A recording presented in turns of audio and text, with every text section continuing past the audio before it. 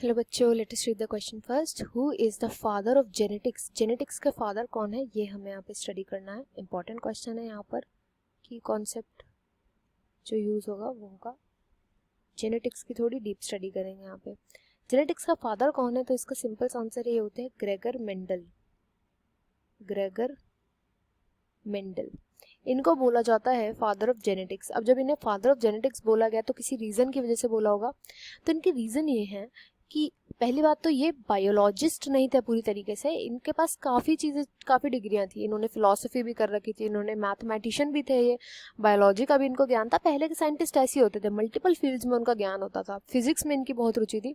तो इन्होंने क्या किया, एक बार इन्होंने ऐसे सोचा कि ये पी प्लांट्स को ब्रीड कर रहे थे. पी प्लांट्स, पायसम सताइवम जो है,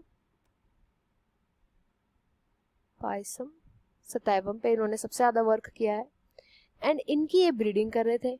इनकी ब्रीडिंग करते करते इनको ये लगा आइडिया कि क्यों ना जो यहाँ पर ऑफस्प्रिंग्स आ रहे हैं उनके अंदर वो ऐसे क्यों आ रहे हैं, वो कुछ तो शॉर्ट आ रहे हैं, कुछ टॉल आ रहे हैं, ऐसा क्यों हो रहा है, ये कैसे हो सकता है. तो इस चीज़ को इन्होंने समझने के लिए मैथ्स का यूज़ किया. और मैथ्स का यूज़ करते करते इन्होंने क्या दिया, जब इनका पूरा एक्सपेरिमेंट खत्म हुआ इन प्लांट्स के ऊपर, तो इन्होंने बेसिक लॉज ऑफ इनहेरिटेंस दिए कि किसी भी ऑर्गेनिज्म के अंदर जो चीज़ इनहेरिट होती है वो कैसे इनहेरिट होती है.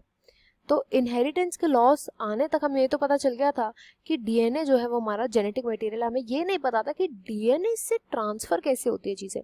उस टाइम उन्होंने हमें कुछ चीज़ें बताई, जैसे इन्होंने फैक्टर्स बोला.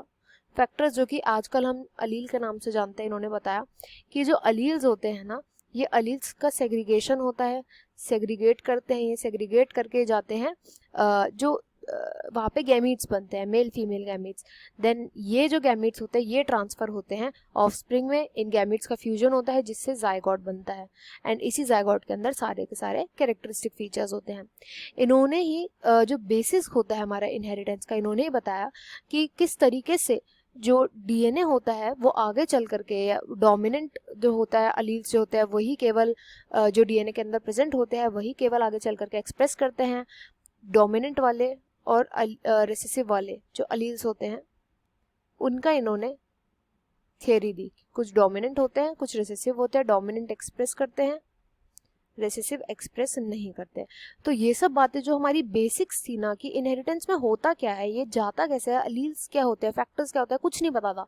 ये सब चीज़ें इन्होंने हमें बताई. हमारा बेसिस जो होता है एक तरीके से, आप मान लें जैसे मैथमेटिक्स में 1 2 3 4 आर द बेसिक्स. अगर नंबर नहीं होंगे तो आगे चल के हम कुछ नहीं कर पाएंगे.